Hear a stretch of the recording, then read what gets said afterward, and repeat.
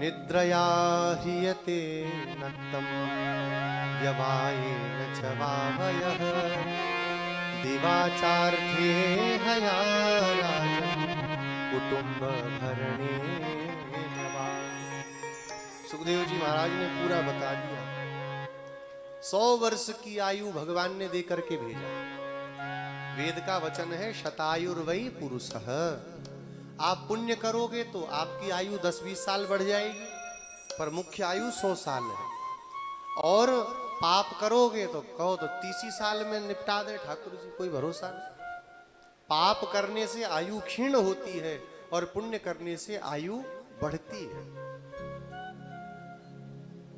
हे राजन, उस 100 वर्ष की आयु में रात्रि संबंधी जो आयु है वो सोते सोते बिता देते।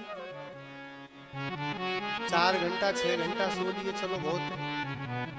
अब आजकल डॉक्टर कहते हैं 8 घंटा सो कम से कम। और फिर उसमें कुछ लोग ऐसे होते हैं, वो कहते हैं भाई शरीर को ढंग से रखना है तो 10 घंटा तो सो कम से कम। अब बचा कितना?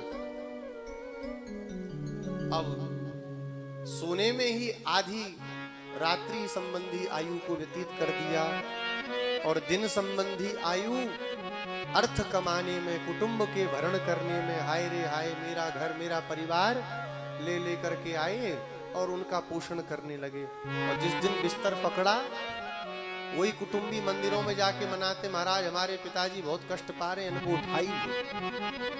पिताजी कष्ट नहीं पा रहे, वो खुद कष्ट पा रहा है। ये बुढ़ा मरे तो कम से कम फुर्सत हो, एक कमरा घेर रखा है, गंदगी मचा रखी, कौन दिन भर सेवा करे? ये संसार ऐसा ही है, ये बिल्कुल कड़वा सत्य है। कुटुंब भरणे नवा, कुटुंब के भरण में, देह में, अपने पुत्र पौत्रादिकों में, अपनी पत्नी में, इसमें ही सारी की सारी आयु को व्यतीत कर देता है। तेसाम प्रमत्तो निधनम पश्यन्नपि न पश्यति। इसमें प्रमत्त इतना हो जाता है कि देखते हुए कि हमको मरना है, हमारी आयु समाप्त होने वाली है, उसके बाद भी अपने को मरता हुआ नहीं मानता।